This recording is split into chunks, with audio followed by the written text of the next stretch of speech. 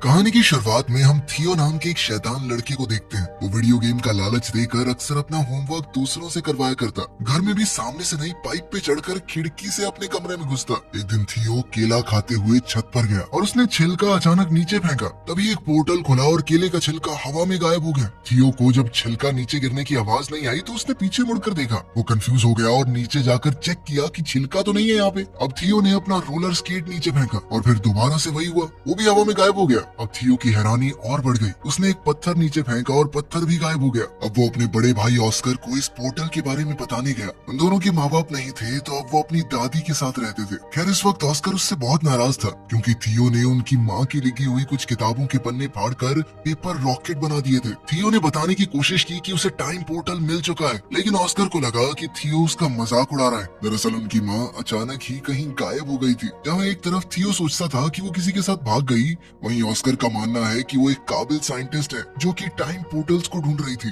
और शायद अब किसी और समय में फंस चुकी है। वो उनकी रिसर्च को समझकर अपनी माँ को वापस लाना चाहता था। अब दोनों भाइयों में लड़ाई बढ़ती जा रही थी। इसी बीच दादी ने उन्हें कुछ खाने के लिए बुला लिया। दादी के आगे वो दोनों शांत रहे, लेकिन दादी के जाते ही दोबारा बहस शुरू हो गई। ऑस्कर ने गुस्से में थियो को एक आधी गाली बक दी, जिसके बाद थियो ने गुस्से में ऑस्कर का टर्टल पोर्टल में फेंक दिया। ऑस्कर बेचैन होकर हर जगह अपने प्यारे टर्टल को ढूंढने लगा, जिसके ना मिलने पर ऑस्कर ने हर जगह अपने टर्टल की मिसिंग पोस्टर्स लगाए। ऑस्कर उस टर्टल के बहुत करीब था। वो उससे अलग होकर बस रोता रहता। जल्द ही थियो को अपनी गलती का एहसास हुआ और उसने सब कुछ ठीक करने के लिए पोर्टल में कूदने का सोचा। पोर्टल में कूदते ही थियो भी वहाँ पहुँच गया जहाँ सब कुछ पड़ा था जो उसने पोर्टल में फेंका था। टर्टल भी वहीं पर था। थियो टर्टल को लेकर घर चला गया और वापस वहीं रख दिया, जिसके बाद वो चुपचाप सो गया। लेकिन अगली सुबह कुछ बहुत अजीब हुआ। थियो अभी सो ही रहा था, लेकिन ऑस्कर काम के लिए तैयार हो गया। अब ऑस्कर की उम्र काफी बढ़ चुकी थी। थियो दरअसल उस पोर्टल की मदद से 1990 से 2022 में आ गया था। यहाँ ऑस्कर एक फिजिक्स का प्रोफेसर है। जल्द ही ऑस्कर डेविड नाम के एक आदमी की दुकान पर कुछ सामान लेने गया। कुछ देर बाद इस दुकानदार की बेटी एलिना भी वहाँ आ गई। डेविड और एलिना काफी समय से अच्छे दोस्त हैं। डेविड बचपन से एलिना को पसंद करता था, बस कभी कह नहीं पाया। एलिना का डाइवोर्स हो चुका था और अब वो 2 बच्चों की माँ थी, लेकिन ऑस्कर के मन में अब भी उसके लिए प्यार था। एलिना ऑस्कर की यूनिवर्सिटी में ही इंग्लिश प्रोफेसर है। घर पर थियो उठा और ऑस्कर को ढूंढने लगा। उसने टर्टल को उठाया और दादी के पास गया। दादी अब काफी बूढ़ी हो चुकी थी और वो थियो को पहचान नहीं पाई। जब ऑस्कर ने थियो को देखा तो वो चौंक कर बेहोश हो गया। जब ऑस्कर को होश आया तो उसने पूछा कि क्या ये सच में तुम ही हो थियो? थियो भी कंफ्यूज हो गया। उसने ऑस्कर से पूछा कि तुम कौन हो और मेरा नाम कैसे जानते हो? ऑस्कर ने बताया कि मैं तेरा बड़ा भाई हूँ, और कौन? अब थियो ये देखकर हैरान रह गया कि तू एक दिन में इतना बड़ा कैसे हो गया बे? थोड़ी बातचीत के बाद उन्हें समझ आया कि थियो किसी तरह 2022 में पहुंच चुका है। उनकी बात उस वक्त के बारे में हुई जब ऑस्कर थियो पर गुस्सा था मॉम के नोट्स फाड़ने के लिए। थियो ने ऑस्कर को अपनी माँ की वो रेड ड्रेस वाली तस्वीर दिखाई। थियो अब परेशान होकर 1992 में वापस जाना चाहता था क्योंकि उसे डर था कि अगर लेट हो गया तो दादी उस पर चिल्लाएगी। थियो छत पर गया ताकि वो पोर्टल में वापस कूद पाए, लेकिन जैसे ही उसने पत्थर फेंका वो गायब हुआ ही नहीं। ये वाला पोर्टल तो 2022 में बंद हो गया था। थियो परेशान हो गया कि वो पोर्टल बंद कैसे हो सकता है। इस पर ऑस्कर ने उसे समझाया कि टाइम ट्रैवल इतना सीधा नहीं है। जिस रास्ते तुम यहाँ पर आए हो जरूरी नहीं वो पोर्टल वापस भी जाता हो। अब ऑस्कर ने सोचा कि एक नया पोर्टल ढूंढना पड़ेगा ताकि 2022 से 1990 में वापस जाया जा सके। इस बारे में जानकारी इकट्ठा करते हुए ऑस्कर थियो को अपने सीनियर प्रोफेसर के पास ले गया। उसने बताया कि 2022 में साइंस और टेक्नोलॉजी ने काफी तरक्की कर ली है, लेकिन टाइम पोर्टल जैसी कोई चीज नहीं हो सकती। प्रोफेसर की बात सुनकर दोनों भाई वहाँ से वापस आ गए। थियो मॉडर्न दुनिया को देखकर काफी हैरान था। उसने ऑस्कर का फोन देखकर पूछा कि ये क्या है। ऑस्कर ने समझाया कि ये एक फोन है, लेकिन पुराने फोन्स की तरह इसमें नंबर घुमाने नहीं पड़ते, ना ही इसमें कोई तार है। ऑस्कर ने थियो को शांत करवाते हुए कहा कि अभी हमें पोर्टल को ढूंढने पर ध्यान देना चाहिए। तुम्हें 1990 में वापस जाना है कि नहीं? तभी थियो ने ऑस्कर को बताया कि मुझे हाथ से लिखी हुई एक लिस्ट मिली थी माँ के पेपर्स में, जब मैं वो रिसर्च वाले पन्ने फाड़कर रॉकेट बना रहा था। मैंने तुम्हें परेशान करने के चक्कर में वो डिक्शनरी में छुपा दी थी। हो सकता है उसमें कुछ मिल जाए। उन दोनों ने दादी से उस डिक्शनरी के बारे में पूछा तो दादी ने बताया कि उसने वो डेविड को दे दी थी। अगले दिन वो सुबह उठे तो ऑस्कर ने बताया कि वो डेविड से मिलने जा रहा है और थियो को चुपचाप घर पर रहने को कहा कि कहीं जाइयो मत। लेकिन थियो चुपचाप घर से बाहर निकलकर एक बड़े से मॉल में पहुंचा। मॉल में गैजेट्स को देखकर थियो एकदम हैरान हो गया। खास तौर पर उसने वीआर हेडसेट को इस्तेमाल करते हुए गलती से उसे तोड़ दिया। फिर ऑस्कर को वहां बुलाया गया, जिससे सारे नुकसान की भरपाई करनी पड़ी। ऑस्कर ने थियो को बात न सुनने के लिए डांटा और फिर वो दोनों डेविड के डिपार्टमेंटल स्टोर में गए, वो डिक्शनरी ढूंढने के लिए। डेविड ने बताया कि उसने डिक्शनरी घर पर रखी है। तभी वहाँ एलिना आई। थियो बहुत हैरान है कि एलिना बड़ी होकर इतनी खूबसूरत कैसे हो गई। तभी एलिना ने पूछा कि ये बच्चा कौन है, इसे मेरा नाम कैसे पता। इस पर ऑस्कर ने झूठ कह दिया कि ये मेरे कजन का बेटा है। ऑस्कर ने किसी तरह बात बदली और फिर एलिना ने दोनों को अपने घर में बुलाया, जहाँ उसका बेटा बेटी वीडियो गेम खेलने में बिजी थे। थियो इन वीडियो गेम्स को देखकर बहुत इंप्रेस हो गया और एलिना के बेटे जेन के साथ खेलने लगा। ऑस्कर को वो लिस्ट डिक्शनरी में मिल गई तो उसने थियो से कहा कि अब घर चलने का वक्त हो गया है। लेकिन थियो को वीडियो गेम खेलने में इतना मजा आ रहा था तो एलिना ने कहा कि थोड़ी देर खेलने दो इसे, मैं इसे खुद तुम्हारे घर छोड़ने आ जाऊंगी। लेकिन खेलते हुए एलिना के बच्चों ने थियो का मजाक उड़ाना शुरू कर दिया, क्योंकि उसे आज के वीडियो गेम्स का कोई आइडिया ही नहीं था। ये लोग तो टाइम भी अलेक्सा से पूछते हैं। वापस जाकर थियो और ऑस्कर काम पर लग गए। छत पर जाकर ऑस्कर ने बताया कि लिस्ट में अलग अलग पोर्टल्स की जगह बता रखी है। इन दोनों ने बताई हुई जगहों पर चीजें फेंक कर टाइम पोर्टल्स को ढूंढने की कोशिश की, लेकिन कुछ नहीं मिला। ऑस्कर को लगा उसने कैलकुलेशंस में कुछ गलती की है और वो दोबारा से कैलकुलेशंस करने लग गया। इस दौरान थियो उससे पूछने लगा कि तुम हमेशा अकेले क्यों रहते हो और कोई दोस्त वगैरह नहीं है तुम्हारा, और खासकर एलिना को अपनी फीलिंग्स क्यों नहीं बताई आज तक। ऑस्कर ने कैलकुलेशंस करते हुए जवाब दिया कि भले ही एलिना का डिवोर्स हो गया है, लेकिन मुझे नहीं लगता हमारे बीच में बात बन सकती है। बिना ऑस्कर को बताए थियो ने ऑस्कर के फोन से मैसेज करके डेविड, एलिना और एलिना के बच्चों को घर पर डिनर के लिए बुला लिया। जब ये लोग दरवाजे पर आए तो ऑस्कर सबको देखकर चौंक गया। थियो ने बताया कि मैंने सबको फोन करके बताया और ऑस्कर उसकी शैतानी समझ गया। उनकी इस मुलाकात में ऑस्कर और एलिना एक दूसरे के करीब आ गए और अगले दिन एलिना थियो को शॉपिंग भी करवाने ले गई, उसे नए कपड़े दिलवाने। ट्रायल रूम में थियो हमेशा की तरह फुटबॉल की मजाकिया कमेंट्री कर रहा था। उसकी ये हरकत एलिना को याद आ गई और वो पहचान गई कि ऑस्कर का छोटा भाई थियो है। उसने थियो को गले लगाया और पूछा कि इतने साल गायब होने के बाद भी तुम्हारी उम्र क्यों नहीं बढ़ी। थियो ने बताया कि मैं एक टाइम पोर्टल में कूद गया था, जिसकी मदद से वो सीधा 1990 से यहाँ पहुँच गया 2022 में।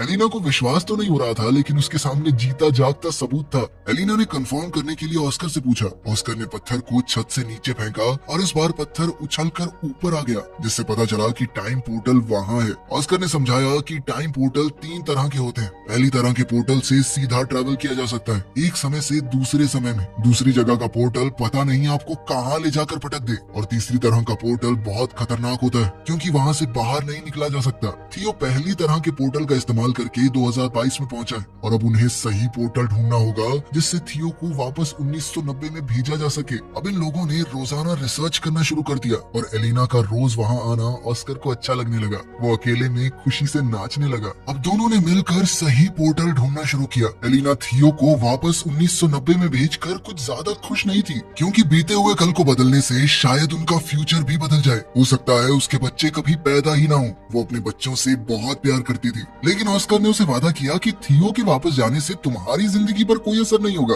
वो पूरी कोशिश करेगा कि एलिना की जिंदगी के साथ कोई छेड़छाड़ ना हो। अब वो लोग सोच में पड़ गए कि किस तरह ऐसा कुछ किया जाए कि दोनों टाइमलाइन जैसी हैं वैसी ही रहें। अब थियो ने दिमाग लगाया और अपनी माँ के लिखे हुए कोऑर्डिनेट्स को क्रैक करने के लिए उसने एलिना के बच्चों की मदद ली, क्योंकि अगर वो उनकी मदद से बीते हुए कल में जाएगा तो ये पक्का हो जाएगा कि वो फ्यूचर में पैदा होंगे, क्योंकि अगर वो ना होते तो वो कभी पास्ट में पहुंच ही ना पाता। अब तीनों ने मैप का इस्तेमाल करके एक बीच का रास्ता ढूंढा, जो थियो के हिसाब से एक टाइम पोर्टल है। उसकी मदद से वो 1990 में वापस जा सकता है। एक्साइटेड होकर थियो ने बीच के पानी में छलांग लगा दी और ना चाहते हुए भी ब्रेंडा और नेथन को उसके साथ कूदना पड़ा। किनारे पर पहुंचते ही वो सब हैरान रह गए, क्योंकि वो शहर जहाँ से वो आए थे वहाँ अब सिर्फ पहाड़ थे, जिससे ये पता चला कि अभी वहाँ पर शहर बसा ही नहीं है। मतलब वो पास्ट में तो पहुंच चुके थे, लेकिन बदकिस्मती से 1990 की बजाय ये लोग और भी पीछे 1949 में आ चुके हैं। अब एक अनजान जगह पर फंसे हुए वो तीनों ये समझने की कोशिश कर रहे थे कि आखिर उनके साथ हुआ क्या। दरअसल इन तीनों ने दूसरी तरह के पोर्टल का इस्तेमाल किया था, जो उन्हें किसी भी रैंडम समय में पहुंचा देता है।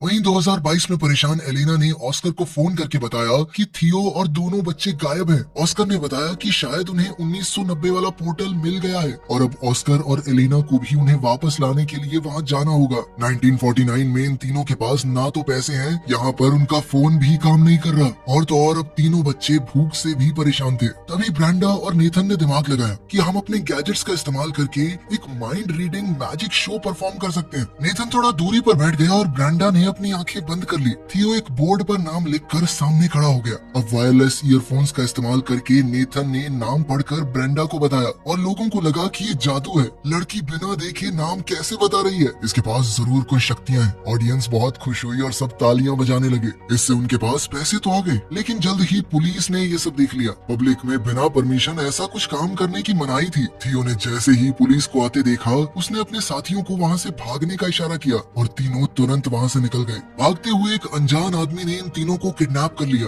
और किसी अनजान जगह पर ले गया, जिससे अब इन बच्चों की जान पहले से और भी ज्यादा खतरे में थी। उधर 2022 में थियो और एलिना को 1990 के पोर्टल की एंट्री मिल गई। दोनों ने हाथ पकड़े और पोर्टल में कूद गए। एलिना सच में टाइम ट्रैवल करके ऐसा महसूस कर रही थी मानो सपना देख रही हो। 1990 में थियो के मिसिंग पोस्टर हर जगह लगे हुए थे। 1949 में बच्चों को किडनैप करके वो आदमी एक ऐसी गैंग के पास ले आया जो सरकार के विरुद्ध थी। गैंग के लीडर ने पूछा कि इन बच्चों को यहाँ क्यों ले आए, तो इस आदमी ने बताया कि ये बच्चे गैंग का सीक्रेट कोड जानते हैं। थियो ने कंफ्यूजन में पूछा कि कौन सा सीक्रेट कोड वर्ड। उस आदमी ने बताया कि जो सीटी की आवाज थियो ने पुलिस से भागने के लिए निकाली थी वो इस गैंग का कोड वर्ड है। ये सीटी थियो को उसकी दादी ने सिखाई थी। तभी गैंग की एक जवान औरत वहाँ आई। ये थियो की दादी है जब वो जवान थी। थियो को पता चला कि उसकी दादी कभी इस गैंग की मेंबर थी। यहीं से उन्होंने वो सीटी बजानी सीखी है और उनसे थियो ने किसी को बताया नहीं कि ये उसकी दादी है, क्योंकि सब उसे पागल समझते। लेकिन वो इस औरत के गले लग गया। ये गैंग गवर्नमेंट के खिलाफ है, लेकिन लोगों की भलाई के लिए काम करती है और उनका इन बच्चों को कोई नुकसान पहुंचाने का इरादा नहीं था। इसीलिए वो तीनों अभी के लिए वहाँ सेफ हैं। दूसरी तरफ 1990 में ऑस्कर और एलिना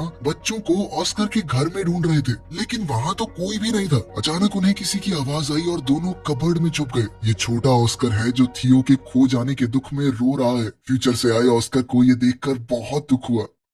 1949 में तीनों बच्चे उस गैंग के रहन सहन में ढलने शुरू हो गए थे, क्योंकि उन्हें लग रहा था कि वो जिस पोर्टल से यहाँ आए हैं वापस नहीं जा सकते। थियो की जवान दादी भी उनके साथ है, इसलिए थियो को ढलने में ज्यादा मुश्किल नहीं हो रही थी। थियो ने मौका देखकर अपनी दादी से कहा कि हमारे साथ एक फोटो ले लो, और साथ ही अपनी दादी से कहा कि इस फोटो को हमेशा संभाल कर रखना। जब आप बूढ़े हो जाओगे तब भी इसे फ्रेम करवा के रखना। इससे साल 1990 में दादी के फोटो फ्रेम में अचानक चेंज आ गया। अब इस फोटो में थियो, ब्रांडा और नेथन भी दादी के साथ हैं। थियो ने 1949 में इस फोटो के पीछे टाइम पोर्टल के कोऑर्डिनेट्स भी लिख दिए, जिससे 1990 में मौजूद ऑस्कर और एलिना को उसे ढूंढने में मदद मिल जाए। अब ऑस्कर और एलिना को लगा कि उन्हें वापस 2022 में जाना होगा, ताकि वो सही पोर्टल से 1949 में पहुंच सके और तीनों बच्चों को बचाकर वापस ला सके। एक बार 1949 में पहुंच गए तो सब लोग 2022 में जाएंगे और वहां से थियो को 1990 में वापस भेज देंगे। ऑस्कर और एलिना पहले 2022 में वापस गए और थियो के दिए हुए कोऑर्डिनेट्स का इस्तेमाल करके 1949 में पहुंचे।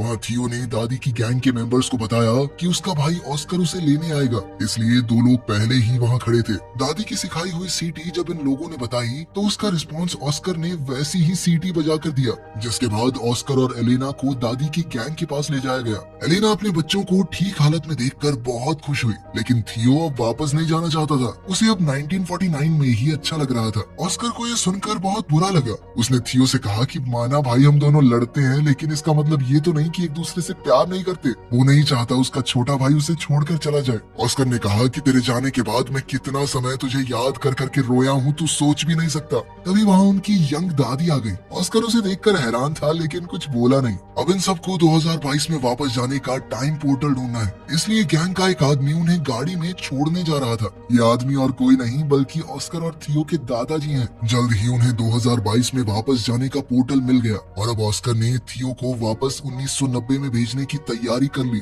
वो वाला पोर्टल वो पहले ही ढूंढ चुके थे उस कंस्ट्रक्शन साइट पर। थियो वापस नहीं जाना चाहता था, क्योंकि 1990 में उसके पास कोई नहीं है। उसके माँ बाप नहीं थे, वो बहुत अकेला महसूस करता था। उसने ऑस्कर से कहा कि मैं अब तुम्हारे साथ रहना चाहता हूँ, तो मुझे थोड़ी थोड़ी पापा की याद दिलाते हो। ऑस्कर ने बड़े प्यार से थियो को गले लगा लिया और समझाया कि 1990 वाला ऑस्कर भी बहुत अकेला है, उसे थियो की वहाँ बहुत जरूरत है। अगर तुम अच्छे से रहोगे तो मैं वादा करता हूँ कि मेरा छोटे वाला वर्जन भी तुम्हारा बहुत ध्यान रखेगा।